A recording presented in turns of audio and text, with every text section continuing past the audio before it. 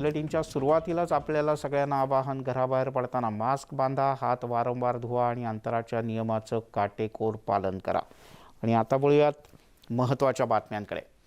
मुख्यमंत्री उद्धव ठाकरे आणि राज्याचे उपमुख्यमंत्री अजित पवार हे नुकसानग्रस्त भागाचा पाहणी दौरा करणार आहेत। सकाळी 10 वाजता मुख्यमंत्री उद्धव ठाकरे हे साताऱ्यासाठी रवाना झाले। त्या दौऱ्याच्या दरम्यान मुख्यमंत्री पूरग्रस्त भागातल्या ग्रामस्थांशी सुद्धा संवाद साधतील। तर त्यापूर्वी राज्याचे उपमुख्यमंत्री अजित पवार हे सांगलीच्या दिशेने रवाना झालेत। अजित पवार हे नुकसानग्रस्त भागाचा पाहणी दौरा करणार आहेत। खरं तर नियोजित दौऱ्यानुसार ते आधी कोल्हापूरला जाणार होते, पण इथे महामार्गावरचं पाणी उतरलेलं नव्हतं, त्यामुळे वाहतूक पूर्णपणे बंद ठेवण्यात आली होती। त्यामुळे आधी सांगली आणि मग कोल्हापूर असा उपमुख्यमंत्र्यांचा दौरा, तर मुख्यमंत्री आज प्रामुख्याने साताऱ्याच्या दौऱ्यावर। मुख्यमंत्री आणि उपमुख्यमंत्री गेल्या काही दिवसांपासून ॲक्शन मोडमध्ये कामाला लागलेले पाहायला मिळत आहेत। या दोघांनीही गेल्या 2 दिवसात मिळून राज्याच्या पूरग्रस्त भागाचा दौरा केला आहे।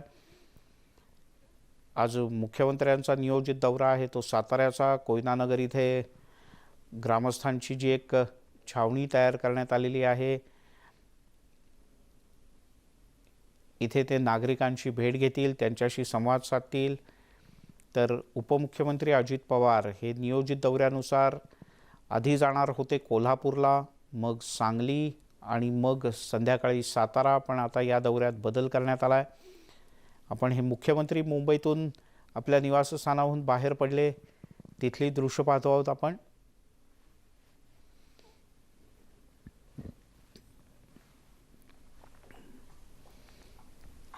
खरं तर मोठ्या प्रमाणात आर्थिक तरतूद राज्य सरकारलाही या सगळ्या पूरग्रस्तांसाठी करायला लागेल। मुख्यमंत्र्यांनी आधीच म्हटलंय त्याप्रमाणे पुढच्या 4 दिवसात या सगळ्या पीडितांसाठी सरकार एक पॅकेज जाहीर करणार आहे। मुख्यमंत्र्यांनी आवर्जून सांगितलंय की मी नुसतीच घोषणा करणार नाही।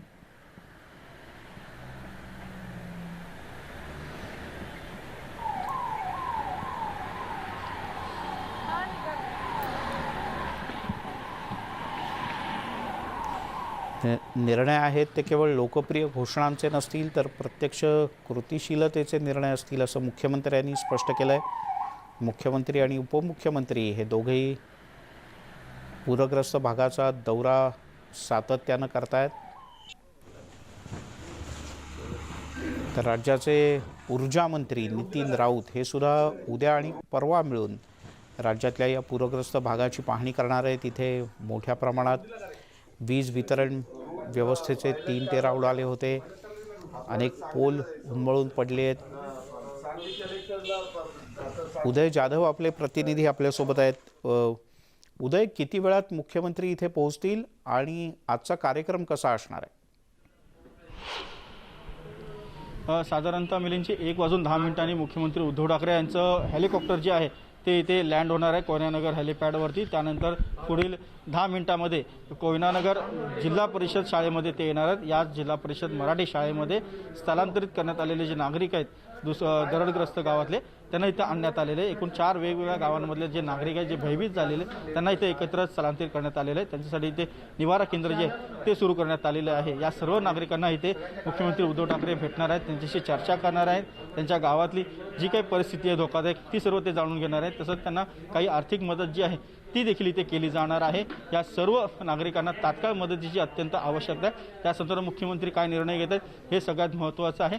फक्त ही 4 गावच नाही, जसं आता थोड्याच वेळापूर्वी गृहराज्यमंत्री शंभूराजे देसाई आणि या स्थानिक पाटण तालुक्याचे आमदार जे आहेत शंभूराजे देसाई यांनी सांगितलं की जवळपास 23 गावं आहेत या परिसरामध्ये जे अति धोकादायक आहेत। या सर्व 23 गावांना स्थलांतरित करण्याशिवाय पर्याय नाही आहे। जे अति धोकादायक परिस्थितीमध्ये राहत आहेत तिथले स्थानिक नागरिक जे आहेत अति मुसळधार पावसामध्ये जीव मुठीमध्ये घेऊन राहतात, कारण कधीही दरड कोसळण्याची शक्यता आहे। त्यामुळे जर लोकांचा जीव वाचवायचा असेल तर त्यांना सुरक्षित स्थलांतर योग्य पद्धतीने होणं गरजेचं आहे, कारण या सर्व स्थानिक नागरिक जे आहेत त्यांची शेतीवाडी आहे, त्यांना जर शेतीवाडीचा पर्याय तिथे उपलब्ध करून दिला, त्यांची जर शेती तिथे त्यांना कसायला जमीन दिली तर निश्चितच हे सर्व नागरिक जे आहेत ते विश्वासाने तिकडे स्थलांतरित होतील आणि सुरक्षित राहू शकतील. त्यामुळे या सर्व नागरिकांना तिथे हलवणं अत्यंत गरजेचं झालेलं आहे. आपण हा हॉल पाहू शकतो. या हॉलमध्ये इथे सर्व नागरिक जे आहेत ते येणार आहेत. इथे स्थानिक लोक जे आहेत ते आलेले, आपण त्यांच्याशी इथे बोलणार आहोत की नेमकी काय परिस्थिती या संपूर्ण पाटण तालुका आणि सातारामध्ये आहेत. आपल्यासोबत नितीन बानगुडे पाटील सर इथे आलेले आहेत. नेमकी काय परिस्थिती इथे उद्भवलेली आहे पाटण तालुक्यामध्ये? 4 वेगवेगळ्या ठिकाणी मोठी दरड कोसळलेली आहे. तसंच आता जी माहिती मिळते त्यानुसार 23 गावांमध्ये अति धोकादायक परिस्थिती आहे. ती देखील तिथल्या नागरिकांना देखील स्थलांतरित करणं अत्यंत गरजेचं आहे. लोकांचा जीव वाचवायचा असेल तर लवकरात लवकर पावलं उचलणं गरजेचं आहे. नाही, एकंदर पाऊस सततच चालू आहे आणि जी परिस्थिती आहे ती एकंदर धोकादायक अशीच आहे. प्रशासन त्या पद्धतीचे प्रयत्न करत आहे. आदरणीय मुख्यमंत्री या सगळ्या परिस्थितीवर लक्ष ठेवून आहेत. ते आज त्यासाठी दौरा करत आहेत आणि निश्चितच या सगळ्या लोकांना आधार देण्याचं आणि तातडीची जी मदत आहे ती देण्याचा आमचा सगळ्यांचाच प्रयत्न चालू आहे. लोक खूप भयभीत झालेली आहेत. त्यांना तात्काळ मदत तर हवीच हवी, त्याचबरोबर त्यांचं स्थलांतर योग्य पद्धतीनं हो असं त्यांची प्रामुख्याने मागणी आहे. कारण त्यांची शेतीवाडी आहे, त्यांची गुरंढोरं आहे, या सर्वांसकट योग्य पर्यायी जागा त्यांना मिळणं आवश्यक, ते अत्यंत गरजेचं आहे. जे त्या दृष्टीनं रेस्क्यू टीम प्रयत्न करतायतच आहेत. एकंदर आमची लोक सगळी त्या दृष्टीनं प्रयत्नात आहेत आणि प्रशासनही त्या पद्धतीनं प्रयत्न करते. लोकांना त्या संदर्भातच आधार देण्याचं काम आता जे या नैसर्गिक संकटामुळे जे भय त्यांच्या मनामध्ये निर्माण झाले त्या दृष्टीनं त्यांना आधाराचीच आता सध्या गरज आहे आणि तो मानसिक आधार देतच त्यांना सुरक्षितरित्या बाहेर काढणं, त्यांच्या जीवाचं रक्षण करणं आणि सगळ्यात मोठं त्यांचं जे काही गुरंढोरं या सगळ्यांचं आहे त्यांचं रक्षण करणं याला सगळ्यात मोठी प्राथमिकता आहे. धन्यवाद न्यूज 18 लोकांशी बोलल्याबद्दल. तर आपल्याला नितीन बानगुडे सरांनी सांगितलेलं आहे की प्राथमिकता हीच आहे, लोकांना सुरक्षित बाहेर काढणं आणि त्यांना योग्य पर्याय देणं. त्या दृष्टिकोनातून प्रयत्न सुरू आहेत. मात्र लोकांना जे भयभीत झालेले आहेत त्यांच्या मनातून भीती दूर करणं आणि तसंच त्यांना तात्काळ सुरक्षित गावांमध्ये हलवणं हे अत्यंत महत्त्वाचं आहे. प्रशासनाकडनं, राज्य सरकारकडनं यावर ठोस भूमिका घेणं अत्यंत गरजेचं आहे. मुख्यमंत्री स्वतः या गावामध्ये येत आहेत, धोकादायक गावामध्ये. इथे ते पाहणी करतील आणि नेमकी इथल्या ग्रामस्थांना ते का आश्वासित करतायत, त्यांना कशी मदत करतायत हे पाहावं लागेल. उदय, एखादं पूर्ण गाव जर का स्थलांतरित करायचं असेल तर ती खूप मोठी गोष्ट असेल आणि जर का यांना शेतीवाडी आणि आपापल्या पारंपरिक घरांसह स्थलांतरित करणं आवश्यक असेल तर त्याकरता शासनाला अल्पकालीन आणि दीर्घकालीन अशा दोन्ही प्रकारचं नियोजन करायला लागेल. खरंच एवढं संपूर्ण गावांचं स्थलांतर शक्य आहे? मिलिंदजी, नाईलाज आहे, हे सर्व करावं लागणार आहे. कारण सह्याद्रीच्या पश्चिम आणि पूर्व किनाऱ्यांवरती दऱ्याखोऱ्यांमध्ये खूप धोकादायक परिस्थिती निर्माण झालेली आहे. महाराष्ट्राचं भूसर्वेक्षण जे आहे सह्याद्रीचं ते खूप दशक आधी झालेलं आहे आणि आता कित्येक दशकानंतर परिस्थिती खूप बदललेली आहे. अनेक दऱ्याखोऱ्यांमध्ये, कडाकपारीमध्ये अनेक वाडी वस्ती ज्या आहेत त्या निर्माण झालेल्या आहेत. तिथली लोक धोकादायक परिस्थितीमध्ये राहत आहेत. तिथली जमीन ते कसतायत, शेतीवाडी करतायत. अशा लोकांना त्यांच्या शेती जमिनीसह आपल्या गुराढोरांसह सुरक्षित ठिकाणी हलवणं अत्यंत गरजेचं आहे. आता दरवर्षी अतिमुसळधार पाऊस पडणार हे कोणाला सांगायची गरज नाही. इथे अतिमुसळधार पाऊस पडणार, धोकादायक परिस्थिती निर्माण होणार. अशा धोकादायक परिस्थितीमध्ये आपल्या नागरिकांना, रहिवाशांना इथे असुरक्षित ठिकाणी राहता येऊ नये यासाठी त्यांचं योग्य पद्धतीने सुरक्षित ठिकाणी स्थलांतर करणं अत्यंत महत्त्वाचं आहे. आता दरवर्षी फक्त आपण मृतांची आकडेवारीच बघणार का, हा एक प्रामुख्याने प्रश्न आहे. लोकांचा जीव महत्त्वाचा आहे. तो उदय, काही गावातले ग्रामस्थ आहेत इथे पाठीमागे दिसत आहेत. काही जणांची बसण्याची व्यवस्था केली आहे आणि तुम्हाला त्याप्रमाणे इथेच समोर एक छोटंसं टेबल आहे जिथून मुख्यमंत्री लोकांशी बोलतील. या नागरिकांपैकी काही जण बोलायला तयार आहेत का? त्यांचं काय म्हणणं आहे? कारण उदय, मुलींची काय झालं, हा एक शाळेचा हॉल आहे छोटासा. इथे मुलांची शाळा भरत असते आणि या शाळेमध्ये आजूबाजूच्या 4 अति धोकादायक गावं जे दरडग्रस्त आहेत त्यांना इथे स्थलांतरित करण्यात आलेलं आहे. या सर्व ग्रामस्थांना इथे सुरक्षित आणल्यामुळे याच गावामध्ये या शाळेमध्ये मुख्यमंत्री स्वतः येत आहेत आणि या शाळेचं एक छोटंसं सभागृह आहे. या सभागृहामध्ये मुख्यमंत्री या सर्व पीडित आणि भयभीत झालेल्या ग्रामस्थांशी चर्चा करणार आहेत, त्यांना दिलासा देणार आहेत, त्यांच्या मनातली भीती दूर करतील.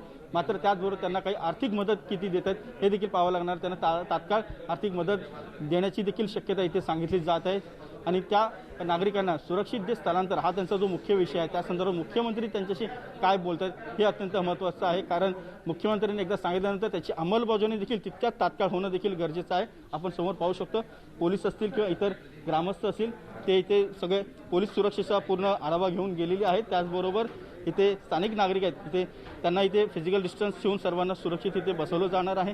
त्यांच्याशी प्रत्येकाशी मुख्यमंत्री स्वतः बोलणार आहेत आणि त्याचबरोबर त्यांच्या समस्या ज्या आहेत त्या देखील ऐकून घेणार आहेत आणि त्यांना काय दिलासा देत आहेत, त्यांना किती आर्थिक मदत करतायत. त्याचबरोबर मुख्यमंत्री या संपूर्ण पाटण तालुक्यातले जे अति धोकादायक इतर 23 गावं आहेत तिथल्या लोकांना काय दिलासा देत आहेत, कारण ते सर्वजण आजही या क्षणाला देखील जीव मुठीत धरून राहत आहेत. कारण आजही कोयना परिसरामध्ये अतिमुसळधार पाऊस सकाळपासूनच पडत आहे.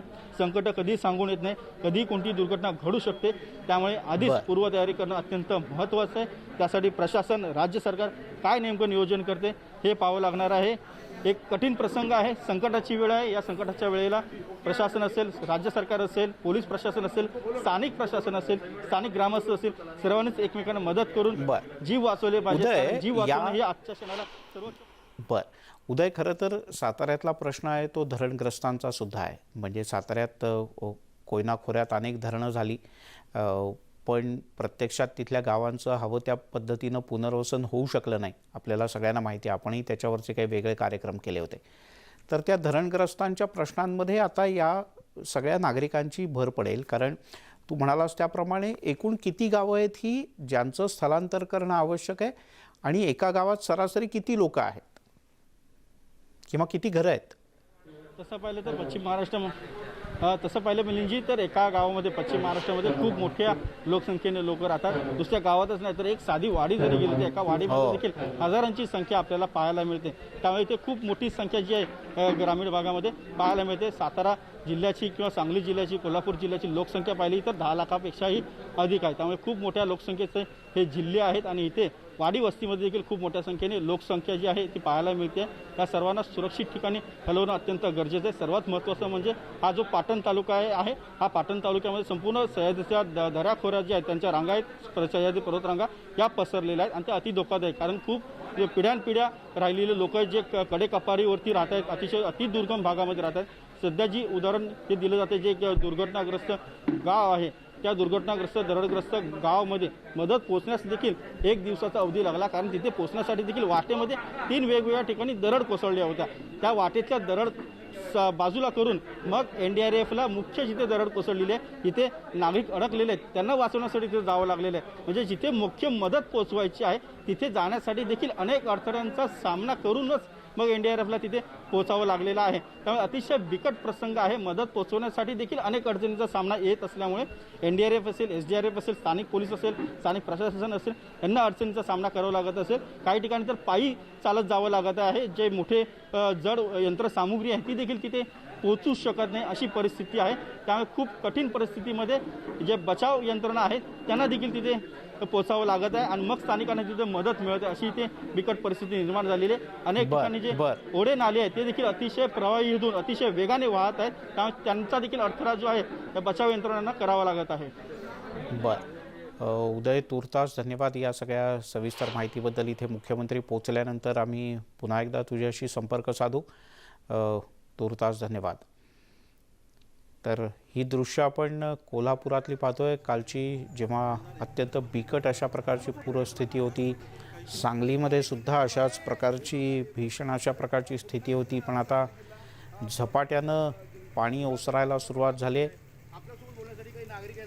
आणि मुख्यमंत्री हे पुण्याहून रवाना झालेत. पुण्याहून मुख्यमंत्र्यांचं हेलिकॉप्टर निघालं आणि ते पुढच्या काही वेळातच कोयनानगरच्या इथे पोहोचेल आणि मग मुख्यमंत्री इथे स्थानिकांशी संवाद साधतील. तर राज्याचे उपमुख्यमंत्री अजित पवार हे सांगलीच्या दौऱ्यावर आहेत. अजित पवार भिलवडीमध्ये दाखल झाले. भिलवडीनंतर ते सांगली शहराची सुद्धा पाहणी करणार असल्याचं कळतं. मुख्यमंत्र्यांच्या पाठोपाठ उपमुख्यमंत्री अजित पवार हे सुद्धा पूरग्रस्त भागाचा दौरा करतायत. भिलवडी हे असं ठिकाण आहे की जिथे कृष्णेचा काठ खूप मोठा आहे, पात्र खूप मोठं आहे आणि अगदी थोडा जरी पाऊस झाला तरी कृष्णेच्या पाणी पातळीत मोठी वाढ होत असते.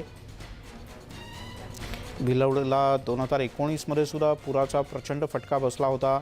याही वेळेला भिलवडीला पुराचा मोठा फटका बसलेला आहे आणि प्रत्यक्ष पाहणी करण्यासाठी उपमुख्यमंत्री अजित पवार हे सांगली जिल्ह्यातल्या भिलवडीमध्ये दाखल झाले आहेत.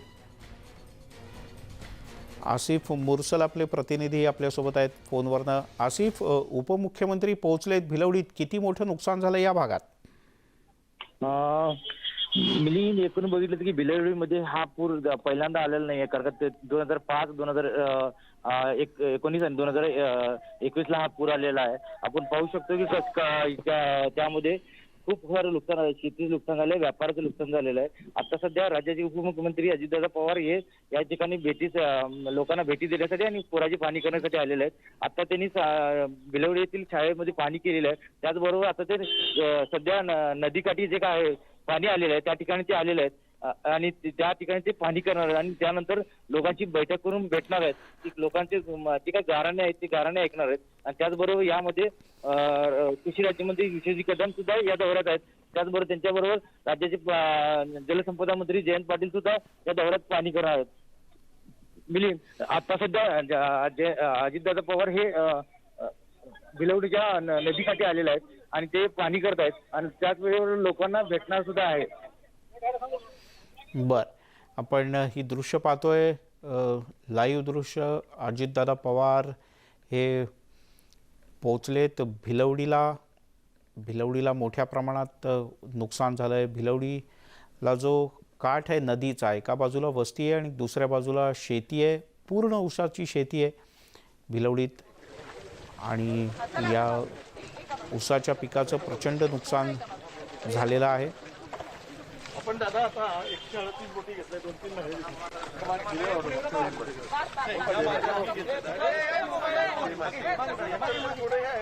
विश्वजित कदम आहेत, त्यांच्यासोबत जयंत पाटील आहेत.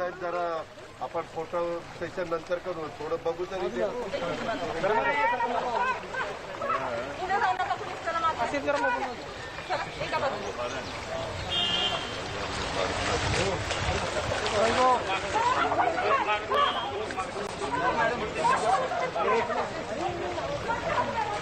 भिलवडीतल्या मुख्य रस्त्याच्या इथे आहेत ते आणि इथून अवघ्या काही मीटर अंतरावर कृष्णेचं भलं मोठं पात्र आहे. 2019ला जेव्हा पूर आला होता तेव्हा 2 पुरुष म्हणजे 12 फुटांपेक्षा जास्त पाणी इथे होतं. याही वेळेला 8 ते 10 फुटांपेक्षा जास्त पाणी होतं. पुढे गेले की ब्रिज सुरू पण पाणी किती या बोटीनं जर तुम्हाला वेळ असेल तर गेलो तर समुद्र दिसतो, प्रचंड पाणी. हे मुख्य गाव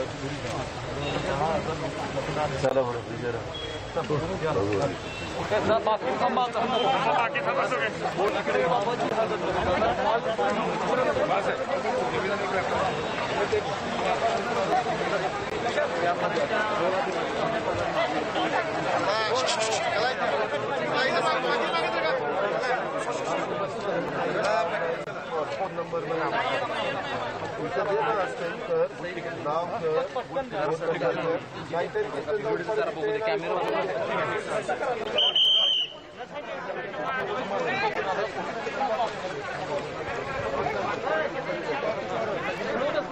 सांगलीच्या भिलवडीतली आपण दृश्य पाहतो आहोत.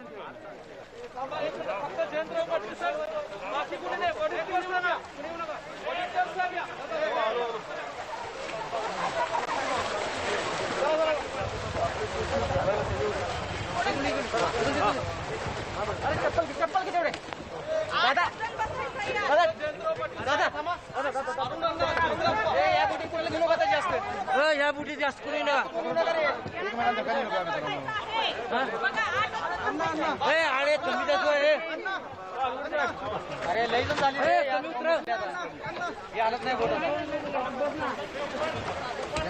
राज्याचे उपमुख्यमंत्री अजित पवार यांनी या NDRFच्या बोटीतून आता ते पाणी किती खोलपर्यंत आहे, किती आहे याची स्वतः पाहणी करण्यासाठी अजित पवार हे या बोटीने आता पुढे जातील.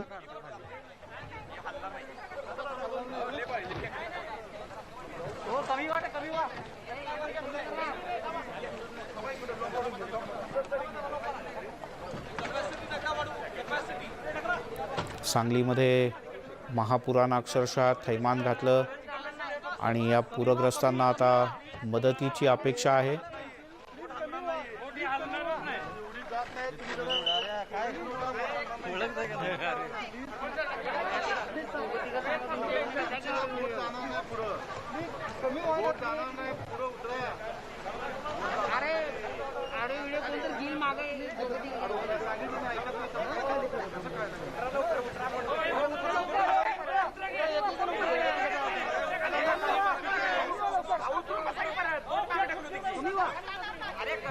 अपेक्षेपेक्षा थोडेसे जास्त लोक बोटीत बसले आहेत आणि त्यामुळे काही अधिकारी असं म्हणतात की थोडीशी बोटीतून प्रवास करणाऱ्यांची संख्या कमी करण्याची गरज आहे.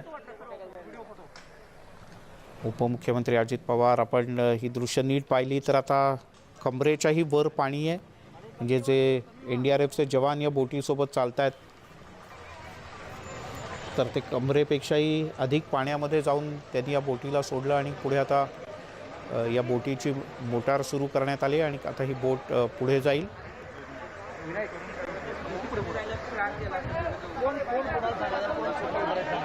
हा भिलवडीतला मुख्य मार्ग आणि पुढे पुढे गेल्यावर आपल्याला लक्षात येईल की कृष्णेचं पात्र खूप रुंद आहे. एका बाजूला पूर्ण शेती आहे, दुसऱ्या बाजूला घरं आहेत.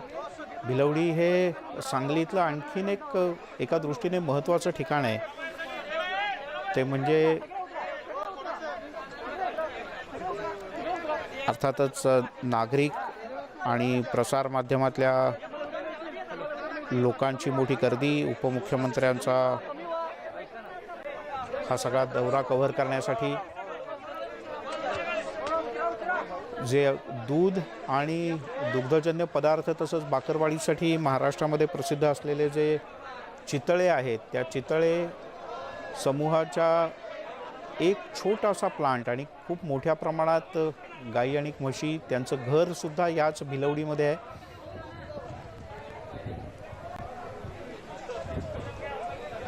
आणि आपण आत्ता पाहतो ते साधारणपणे 6 फुटांपेक्षा जास्त पाणी इथून पुढे सर्वत्र.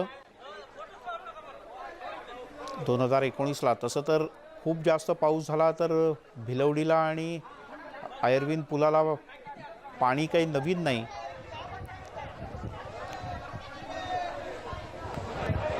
उलट इथे पाण्याची पातळी वाढली की पोहण्यासाठी त्यात उड्या मारणाऱ्यांचं प्रमाणही खूप जास्त असतं.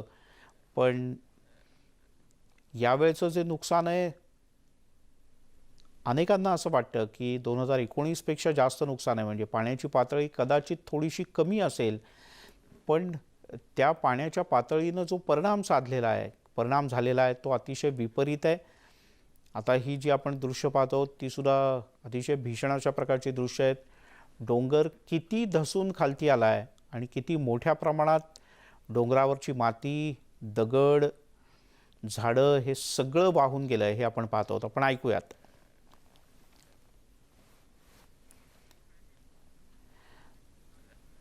एकीकडे पूरग्रस्त भागाची बोटीतून पाहणी तर दुसरीकडे राज्यपालांच्या उपस्थितीमध्ये कारगिल विजय दिवसाचा कार्यक्रम. बघता बघता 22 वर्ष झाली या कारगिल विजय दिनाच्या दिवसाला.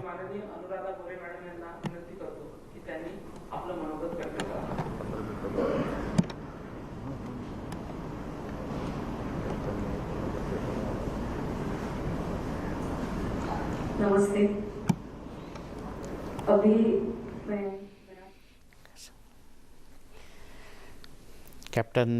शहीद कॅप्टन विनायक गोरे यांच्या आई अनुराधा गोरे बोलत आहेत कारगिल विजय दिवसाच्या कार्यक्रमात. तर उपमुख्यमंत्री अजितदादा पवार हे सांगली जिल्ह्यातल्या भिलवडी इथं पोहोचलेत आणि इथे पाण्यामुळे, पुरामुळे जो वेढा सगळ्या भिलवडी शहराला पडला आहे त्याची ते पाहणी करतायत. ते इथून जवळच असलेल्या पलूसला सुद्धा जाणार आहेत. पलूस हे पतंगराव कदम यांचं गाव. याही गावात प्रचंड नुकसान झालेलं आहे. नदीचा खूप मोठा वेढा कृष्णेचा या गावाला, या परिसरातल्या काही गावांना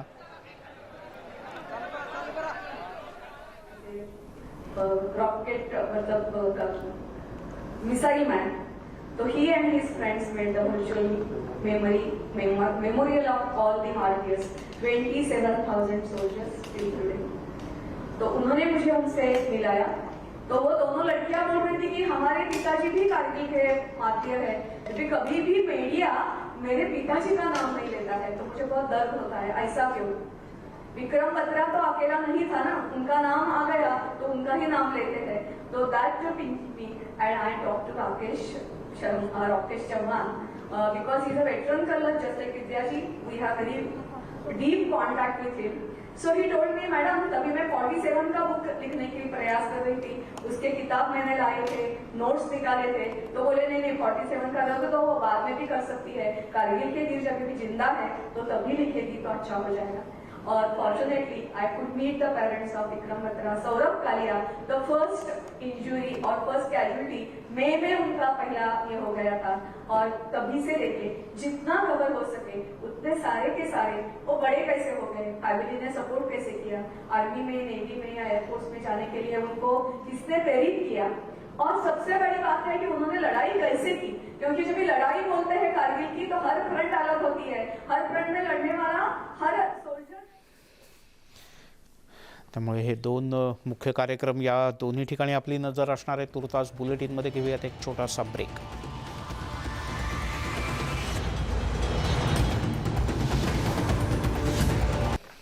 आपण पाहताय न्यूज 18 लोकमत आणि एक बातमी हाती येते। अजित पवार हे सांगलीच्या दौऱ्यावर आहेत आणि सांगलीमध्ये भिलवडीमध्ये अजित पवार दाखल झाले आहेत आणि भिलवडीनंतर सांगली शहराचा सुद्धा दौरा करणार आहेत अजितदादा पवार। आपण ही दृश्य पाहतोय काही मिनिटांपूर्वीची। अजित पवार राज्याचे उपमुख्यमंत्री हे सांगली जिल्ह्यातल्या भिलवडीमध्ये पोहोचले। भिलवडीमध्ये कृष्णेचा अतिशय रुंद काठ आहे आणि 2019 मध्ये सुद्धा इथे प्रचंड पाणी साठलं होतं। अजितदादा पवार यांची पत्रकार परिषद सुरू होती, आपण थेट जाऊयात।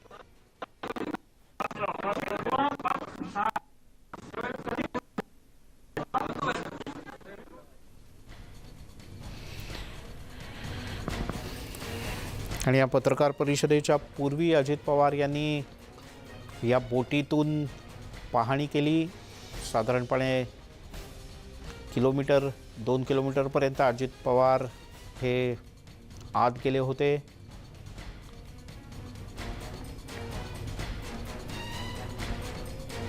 भिलवडीमध्ये साधारण आत्ताही भिलवडी गावामध्ये साधारण काही ठिकाणी 6 फुटांपर्यंत पाणी आहे।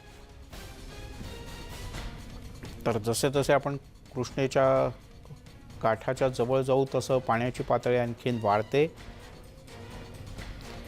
आणि हे सगळं पाणी ओसरायला आणखीन अनेक तासांचा वेळ लागेल। भिलवडी शहरात सुद्धा लोकांचं मोठं नुकसान झालंय।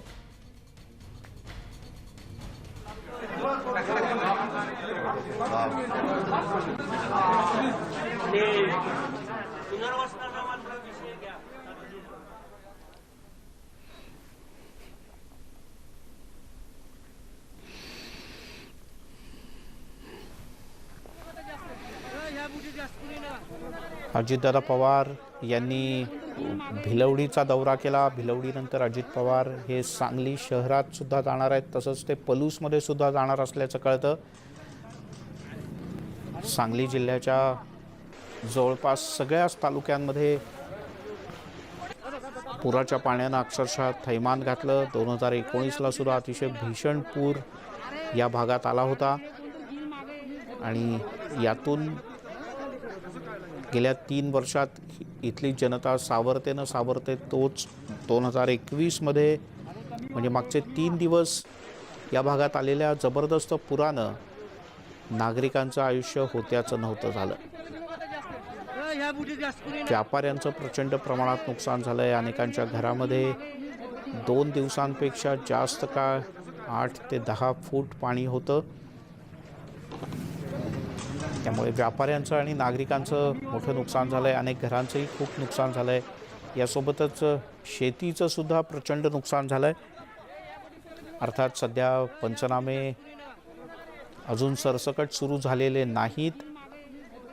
अद्यापही अडकलेल्या नागरिकांना सोडवणं, त्यांना तिथे अन्न पाण्याची सुविधा उपलब्ध करून देणं यासह विविध कामामध्ये प्रशासकीय यंत्रणा अडकलेली आहे.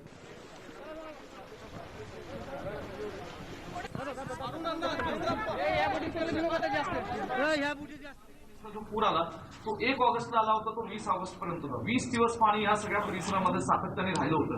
ह्यावेळेस पुराची ही सुरुवात ही फक्त 23-24 जुलैच्या तारखेपासून झालेली आहे. आता पाणी ओसरलंय, ही गोष्ट चांगली आहे.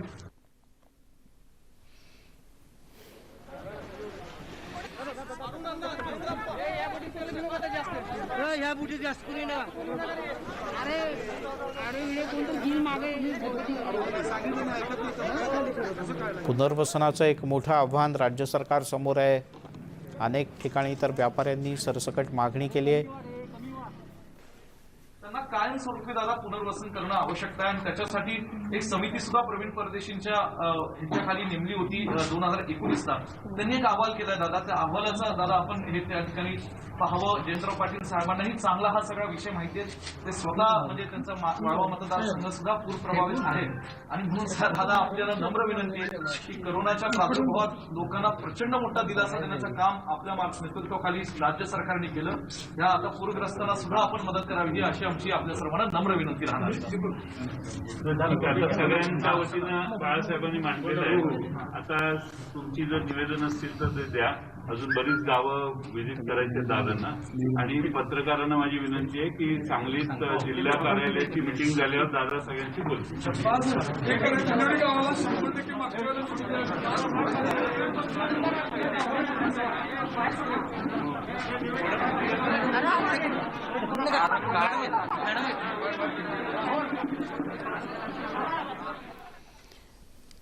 आपण ही दोन्ही दृश्य पाहतोय. भिलवडीतल्या पूरग्रस्त भागाची अजितदादा पवार यांनी बोटीतून फिरून पाहणी केली, तर मुख्यमंत्री उद्धव ठाकरे हे कोयना नगरकडे रवाना होत असतानाची ही दृश्य आपण पाहतो आहोत. मुख्यमंत्री उद्धव ठाकरे हे पुण्याहून कोयना नगरकडे पुढच्या काही क्षणांमध्ये ते इथे पोहोचतील आणि मग इथल्या नागरिकांशी बातचीत करतील.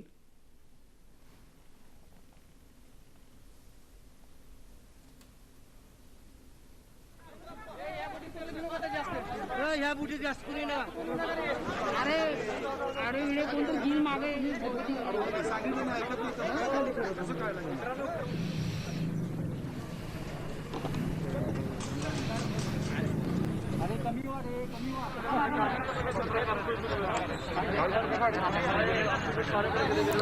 अजितदादा पवार यांनी शेतकरी असतील, पत्रकार असतील, सगळ्याच क्षेत्रातल्या लोकांच्या करताच निर्णय घेणारे असा भेदभाव करतो.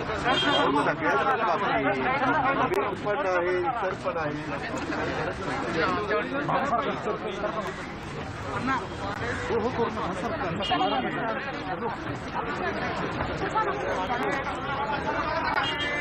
भिलवडीहून रवाना होत आहेत राज्याचे उपमुख्यमंत्री अजित पवार आणि ते आता सांगली शहराकडे जाणार आहेत. सांगलीमध्ये ते जिल्हाधिकाऱ्यांच्यासह अन्य अधिकाऱ्यांची बैठक होईल आणि पुनर्वसनाच्या संदर्भात प्रामुख्याने आढावा घेतला जाईल.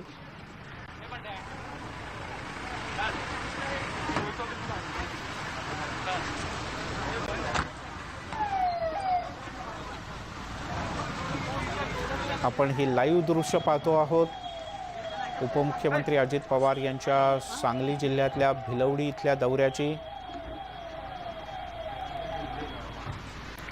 आणि इथला दौरा आटोपून बोटीतून काहीशी पाहणी केल्यानंतर आता अजित पवार, जयंत पाटील, विश्वजित कदम यांच्यासह सगळेच जण आता सांगलीच्या दिशेनं रवाना होत आहेत.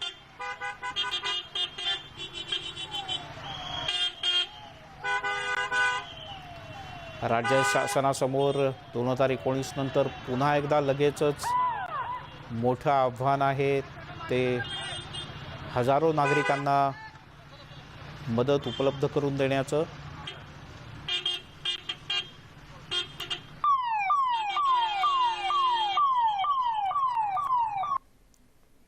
अजितदादा पवार आणि त्यांच्या गाड्यांचा काफिला आता भिलवडीहून सांगलीच्याकडे रवाना होतोय। तर राज्याचे उपमुख्यमंत्री अजितदादा पवार हे आज सांगलीचा दौरा करतायत। तर राज्याचे मुख्यमंत्री उद्धव ठाकरे हे आता पुण्यातून निघालेत। कोयना नगरला ते पुढच्या काही क्षणामध्ये पोहोचतील। कोयना नगरला एका शाळेमध्ये जे निर्वासित आहेत त्यांच्याकरता एक विशेष व्यवस्था करण्यात आली आहे। त्या शाळेमध्ये मुख्यमंत्री उद्धव ठाकरे इथल्या नागरिकांशी बातचीत करतील, कारण मगाशी आपले प्रतिनिधी उदय जाधव असं सांगत होते, दऱ्याखोऱ्यातल्या डोंगरातल्या अनेक वाड्या वस्त्यांचं स्थलांतर करावं लागणार आहे संभाव्य धोके लक्षात घेता। सुमारे डझनभरपेक्षा जास्त वाड्या वस्त्यांचं जर का पुनर्वसन करायचं असेल तर या पुनर्वसनाचा एक मोठा प्रश्न राज्य सरकारसमोर उपस्थित राहील, कारण पिढ्यानपिढ्या एका ठिकाणी राहणारे लोक, तिथून जवळच असणारी त्यांची शेती, पण कदाचित संभाव्य धोका लक्षात घेता हा सगळाच परिसर त्यांना कायमचा रिकामा करावा लागेल आणि अन्य ठिकाणी त्यांचं पुनर्वसन होईल। त्यामुळे या पुनर्वसनासाठी नागरिकांना तयार करणं, त्यांची समजूत काढणं आणि मग प्रत्यक्ष पुनर्वसनाचं काम पूर्ण करणं वेळेत, असं वेगवेगळ्या प्रकारचं आव्हान हे उपमुख्यमंत्री, मुख्यमंत्री, राज्यातलं आघाडीचं सरकार, राज्यातलं प्रशासन, जिल्हा प्रशासन या सगळ्यांच्या समोर मिळून आहे।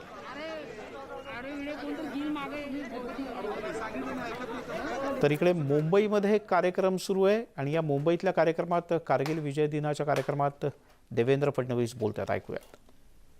अनेक कथा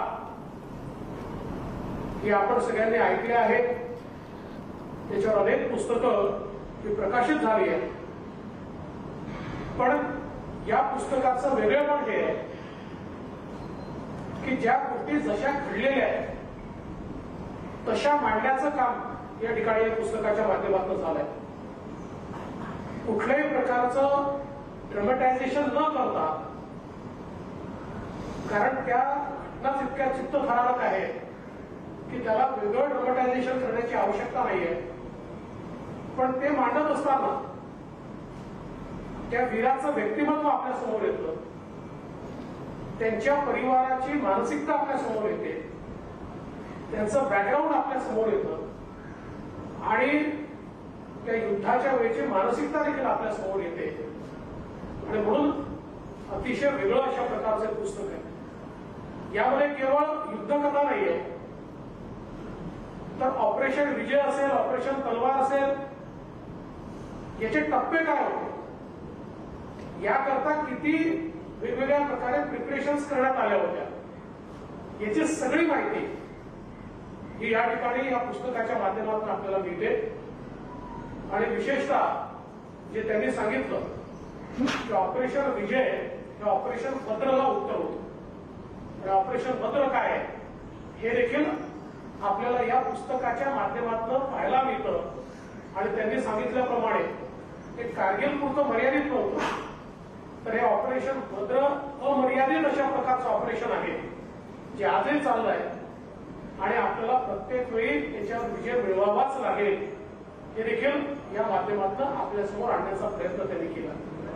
एवढंच नाही, तर एका युद्धाकरता किती वेगवेगळ्या प्रकारच्या गोष्टी कराव्या लागतात, वेगवेगळे लोक त्या ठिकाणी लागतात, इंजिनियर्स लागतात, वेगवेगळ्या प्रकारचे काम करणारे लागतात, किती आपण त्या ठिकाणी काम केलं, रस्ते तयार केले, पुलं तयार केली, किती मशीन्स आपण त्या ठिकाणी सुधारवल्या, आपले वेगवेगळ्या प्रकारचे जे काही मशीन्स होत्या त्याला कशा प्रकारे आपण अद्ययावत केलं, अशा सगळ्या गोष्टी या पुस्तकाच्या माध्यमातून आपल्याला त्या ठिकाणी समजतात। आणि मला असं वाटतं की अनेक ग्रंथ कारगिल युद्धावर असतील, पण त्यातला एक समग्र सर्व प्रकाराने कारगिल युद्धाकडे पाहणारा ग्रंथ म्हणून अशक्य ते शक्यकडे आपल्याला पाहता येईल। ज्याचा उल्लेख या ठिकाणी झाला की खरोखर अतिशय कठीण अशा प्रकारची लढाई होती। तेव्हा मुंबईत हा कारगिल विजय दिनाचा पुस्तक प्रकाशनाचा कार्यक्रम. यासोबतच एक छोटासा ब्रेक घेऊयात. सर्व प्रकारच्या ताज्या अपडेटसाठी news18lokmat.com या आमच्या वेबसाईटला लॉग ऑन करा. आपण पाहताय News18 लोकमत. काँग्रेसचे नेते राहुल गांधी यांनी ट्रॅक्टर चालवला. एवढंच नाही तर राहुल गांधी यांनी ट्रॅक्टर चालवतच संसदेच्या आवारात प्रवेश केला. संसद भवनाच्या परिसरात शेतकऱ्यांच्या समर्थनार्थ काँग्रेसनं एक ट्रॅक्टर रॅली काढली आणि या ट्रॅक्टर रॅलीच्या दरम्यान स्वतः राहुल गांधी यांनी ट्रॅक्टर चालवला.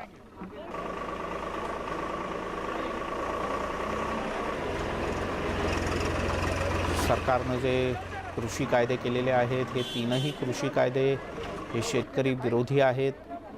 काँग्रेसनं सातत्यानं त्याचा विरोध केला आहे.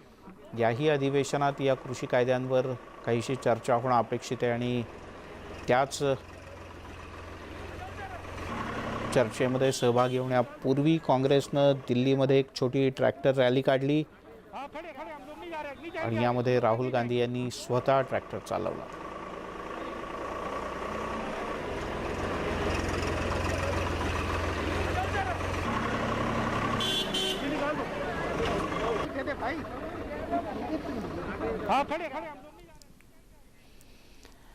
आणि यासोबतच एक खास खास म्हणजे नेटवर्क 18 आणि फेडरल बँकेचा एक खास उपक्रम संजीवनी.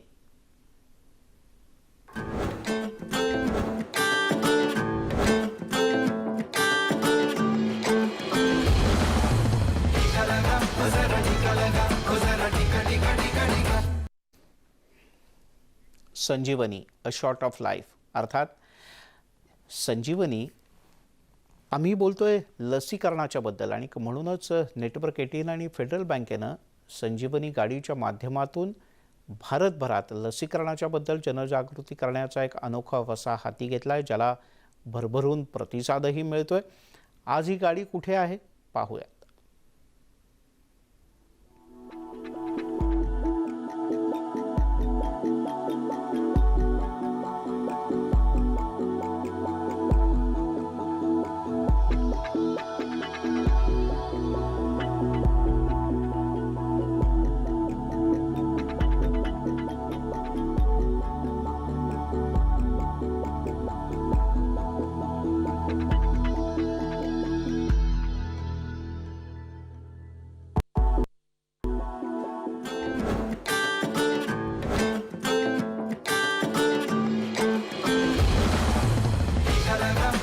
Nicalenga,